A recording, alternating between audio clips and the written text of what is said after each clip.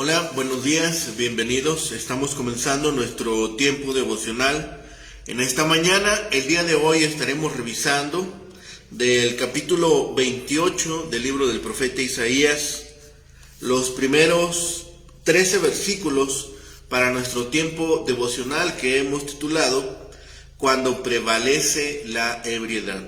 Cuando prevalece la ebriedad. Vamos a hacer la lectura de nuestra porción. Recuerden que estamos leyendo en la Nueva Traducción Viviente para nuestro tiempo devocional. Dice la palabra de Dios: ¿qué aflicción le espera a la orgullosa ciudad de Samaria? La corona gloriosa de los borrachos de Israel está asentada a la cabeza de un valle fértil, pero su belleza gloriosa se marchitará como una flor. Es el orgullo de un pueblo que el vino derribó. Pues el Señor enviará un poderoso ejército en su contra, como un potente granizo y una lluvia torrencial. Se lanzará sobre ella como las aguas embravecidas de una inundación y la aplastarán contra el suelo. La orgullosa ciudad de Samaria, la corona gloriosa de los borrachos de Israel, será pisoteada bajo los pies de sus enemigos. Está asentada a la cabeza de un valle fértil, pero su belleza gloriosa se marchitará como una flor. Cualquiera que la vea la arrancará, como a higo que brota temprano y pronto se arranca y se come. Entonces, por fin el Señor de los ejércitos celestiales será la corona gloriosa de Israel. Será el orgullo y la alegría del remanente de su pueblo. Él dará a sus jueces anhelo de justicia y gran valentía, y sus guerreros que vigilan las puertas. Sin embargo, ahora Israel es dirigido por borrachos, que dan tumbos por el vino y se tambalean a causa del alcohol. Los sacerdotes y los profetas se tambalean a causa del alcohol y se pierden por el vino. Dan tumbos cuando tienen visiones y se tambalean cuando emiten sus decisiones.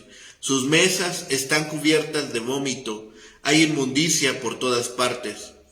¿Quién se cree el Señor que somos?, preguntan. ¿Por qué nos habla así? ¿Acaso somos niños pequeños recién destetados? Una y otra vez nos repite todo, línea por línea, renglón por renglón, un poco aquí y un poco allá. Así que ahora Dios tendrá que hablar a su pueblo por medio de opresores extranjeros que hablan una lengua extraña. Dios le ha dicho a su pueblo: aquí hay un lugar de descanso, que reposen aquí los fatigados. Este es un lugar tranquilo para descansar, pero ellos no quisieron escuchar.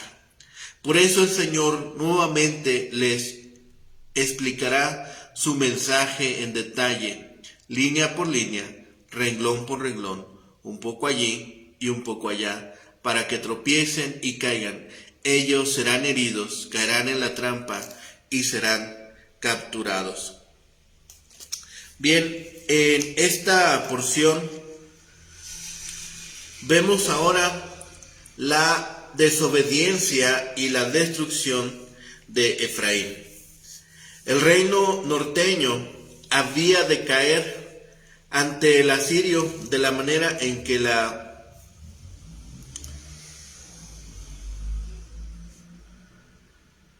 el fruto es engullido golosamente porque le encuentra tempranamente. Pero la corta sección termina con un rayo de esperanza. Aquel día Jehová será por corona de gloria. Y la segunda parte del versículo 7 al 13. Los sacerdotes y profetas apóstatas de Jerusalén, vemos su comportamiento y la forma en la cual han llevado su vida. Isaías vuelve su mirada a Jerusalén, donde percibe la misma disolución entre los sacerdotes y profetas de su propia ciudad. La sección ofrece ciertas dificultades para su lectura e interpretación, pero podemos deducir que Isaías sorprende a estos malos consejeros del rey de Judá en medio de una orgía. Los reprende y ellos contestan. Son irónicos incluso en este instante cuando el profeta les habla. ¿A quién dicen ellos? ¿Quiere enseñar la ciencia? Imitan la insistencia y la repetición de las enseñanzas de Isaías en frases como en el versículo 10, las cuales tienen la forma de balbuceos como de borrachos. El profeta recoge su mofa y anuncia a aquellos que no quisieron oír la palabra de Dios por su boca, que serán enseñados por los bárbaros de los invasores extranjeros, como también por un largo proceso de juicios, y entonces la palabra de Jehová sería mandamiento sobre mandamiento, mandato sobre mandato. Este capítulo 28 está compuesto por una serie de fugaces destellos. Más de una escena nos son presentadas, en las cuales los gobernantes prestan sus palabras para que nos ilustren sobre su comportamiento, sobre lo que hay en su corazón. Es este ay contra Israel y Jerusalén.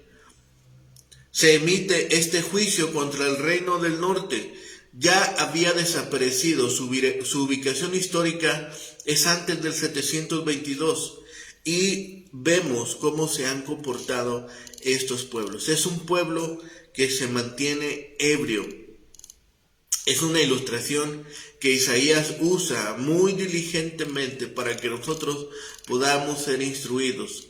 Aquello de lo que los hombres están orgullosos, aunque sea tan egoísta, para ellos es como una corona, pero el orgullo es el precursor de la destrucción. Cuán neciamente actúan los ebrios, los que son vencidos por el vino, son vencidos por Satanás. Y no hay esclavitud mayor en el mundo que beber excesivamente. La salud se arruina, los hombres son quebrantados en su trabajo y en su patrimonio, y sus familias son arruinadas, sus almas peligran de ser desechadas para siempre, y todo simplemente por satisfacer una lujuria vil. En el pueblo que profesa a Dios como Israel es peor que en cualquier otro. Él es justo al quitarles la abundancia de la que sí abusan, la abundancia de la que se enorgullecen.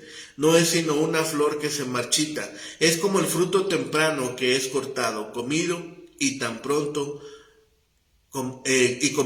pronto lo descubren. El profeta se vuelve enseguida a Judá, a la cual llama residuo de su pueblo. Dichosos los que solo se glorían en el Señor de los ejércitos. De ahí que su pueblo tenga sabiduría y fuerza para todo servicio y todo conflicto. Pero solo en Cristo Jesús se comunica el santo Dios con el pecador. Si los que enseñan están borrachos con vino o intoxicados con falsas doctrinas y nociones acerca del reino y la salvación del Mesías, no solo yerran ellos, sino que descarrían a multitudes, y todos los lugares donde esas personas han enseñado están llenos de errores. Para nuestra instrucción en las cosas de Dios es necesario que el mismo precepto y la misma línea se nos repitan a menudo para que podamos entenderlas mejor. Dios por su palabra nos llama a lo que realmente es para nuestro provecho. El servicio de Dios es el único reposo verdadero para los cansados de servir al pecado, y no hay descanso sino bajo el ligero yugo del Señor Jesús. Todo esto tuvo poco efecto en el pueblo.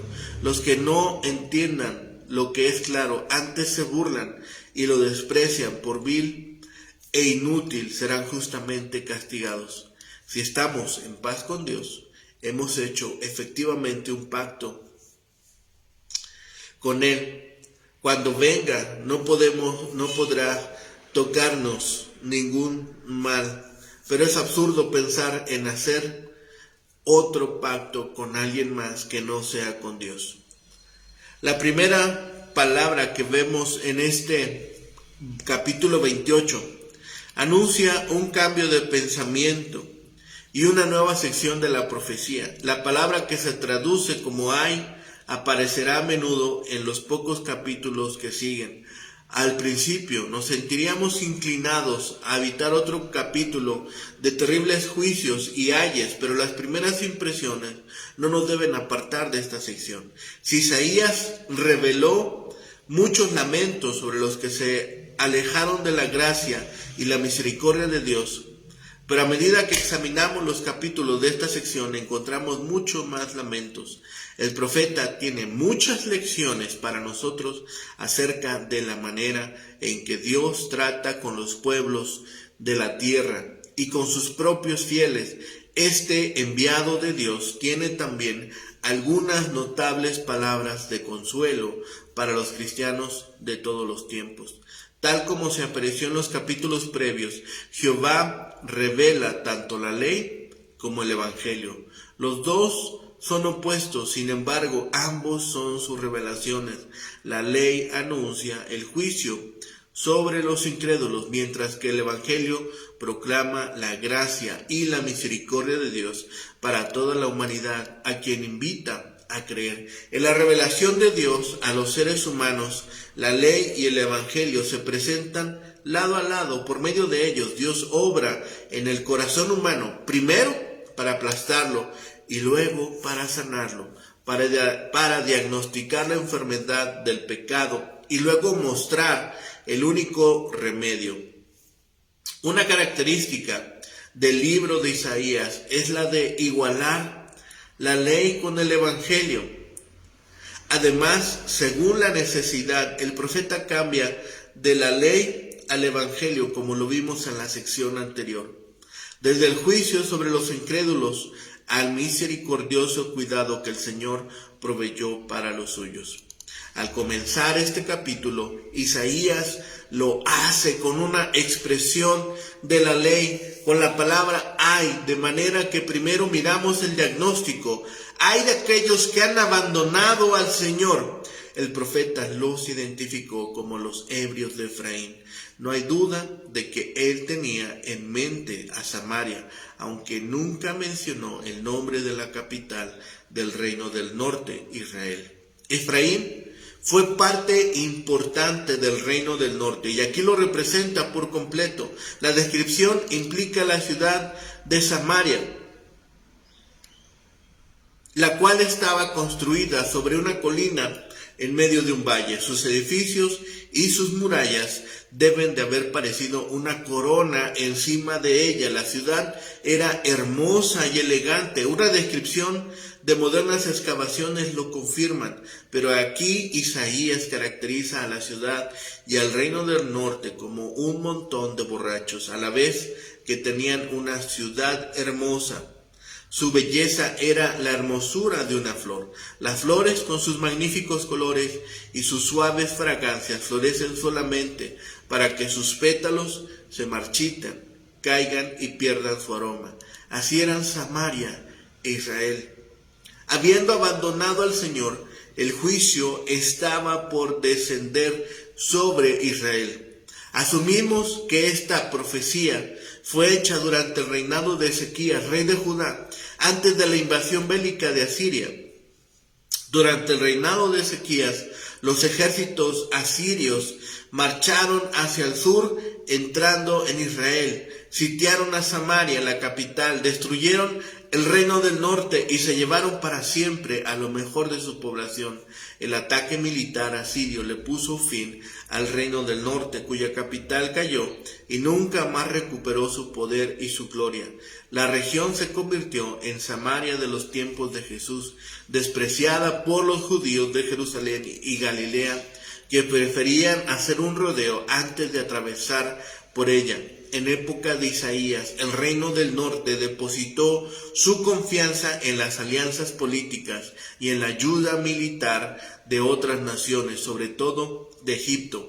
Pero esa esperanza era vana, porque habían abandonado al Señor. Él estaba al mando y nada de lo que pudieran hacer iba a cambiar el decreto condenatorio de Dios. Isaías se valió de 4 comparaciones para hacer énfasis en el juicio de Dios. La destrucción iba a ser como una granizada, como un viento destructor, como el ímpetu de los torrenciales aguaceros.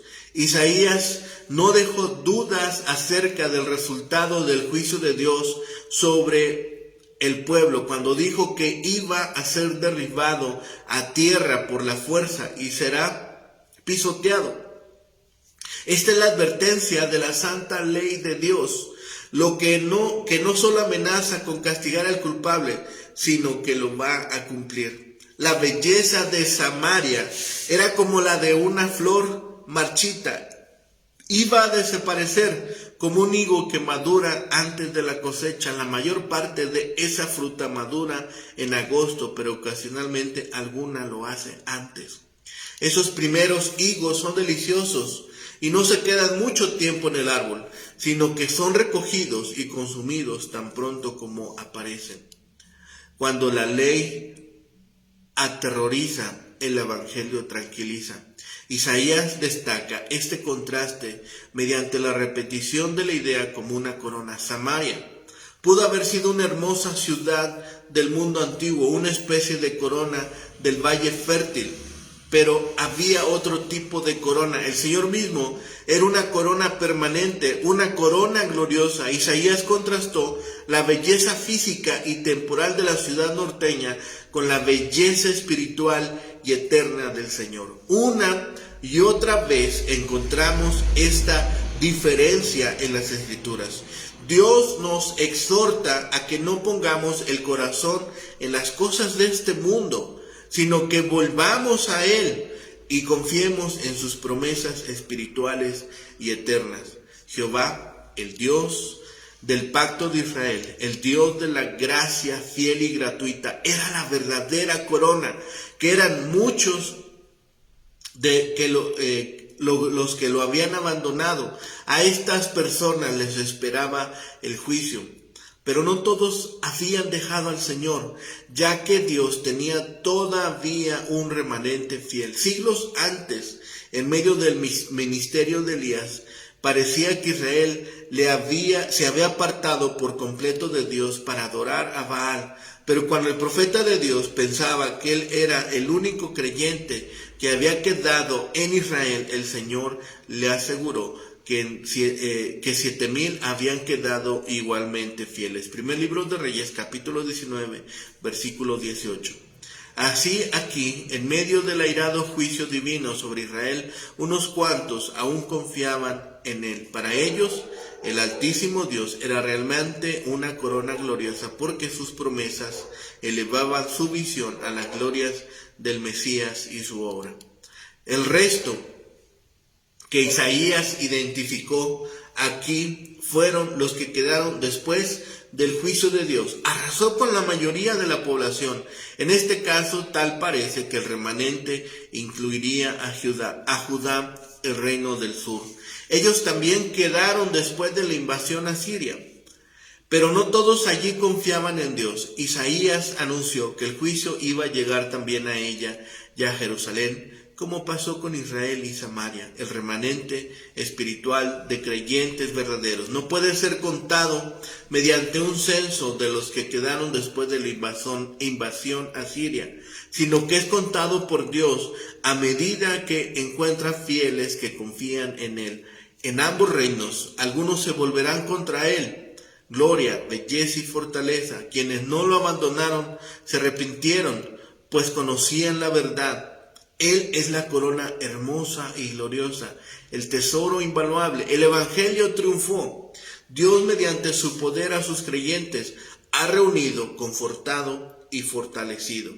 Isaías nos da un aspecto interesante y profundo del remanente de Dios.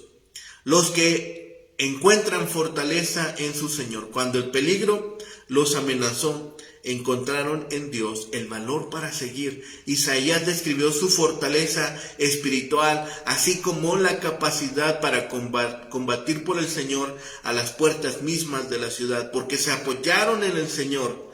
fueron capaces de rechazar al enemigo, incluso cuando éste acampó ante las mismas puertas de su ciudad. Los creyentes tienen la energía y el poder para resistir el pecado, el mundo y su carne. Cuando estos parecen debilitar su resistencia, esa firmeza, recordemos, proviene de Jehová de los ejércitos.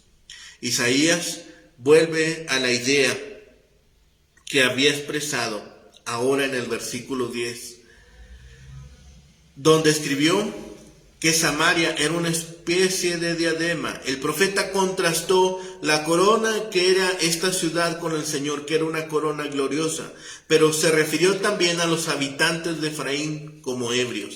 Ahora se refiere a los judíos que fueron dejados atrás como borrachos que se tambalean por causa del vino y la cerveza. El hijo de Amós pasa nuestra atención del reino del norte o Efraín al reino del sur, o sea, Judá.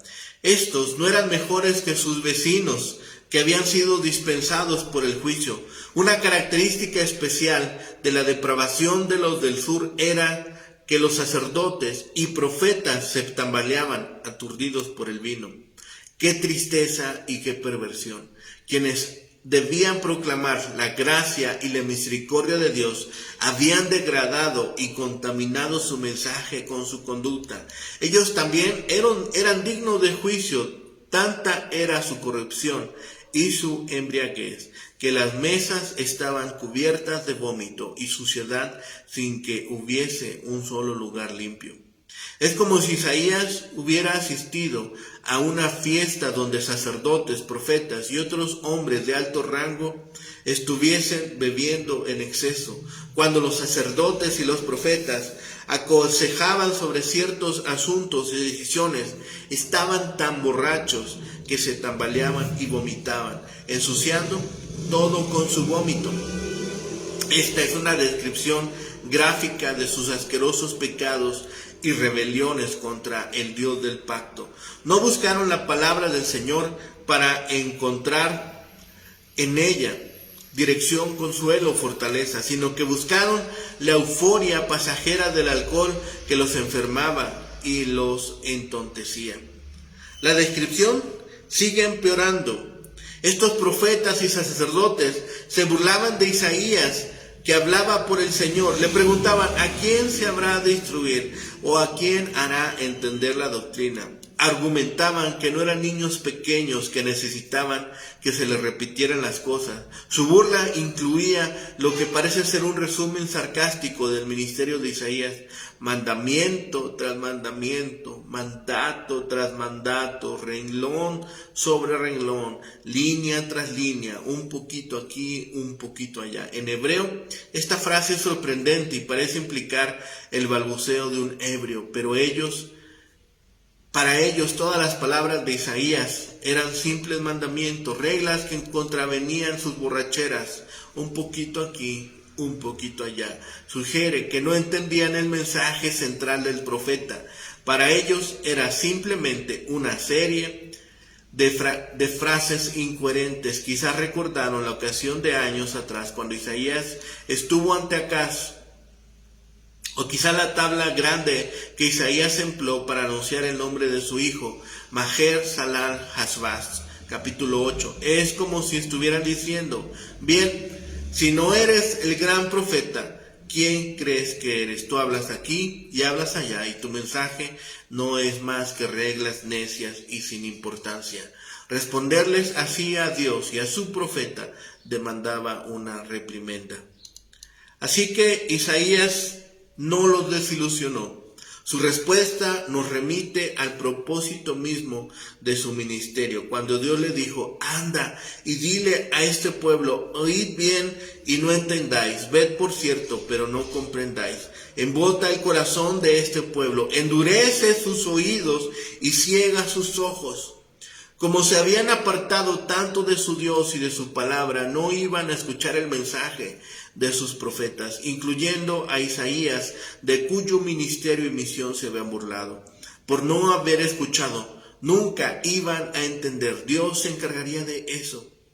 Si estos sacerdotes y profetas borrachos despreciaban a Dios y a su vocero, el mensaje divino les iba a ser arrebatado de manera inesperada. Isaías dijo que Dios les hablaría en lengua de tartamudos, en lenguaje extraño.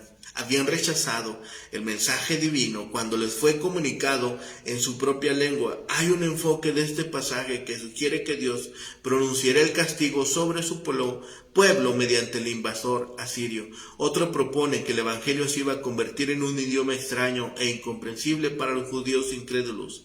Sería como escuchar idiomas extranjeros. Escucharían las palabras, pero no los entenderían, y menos su mensaje.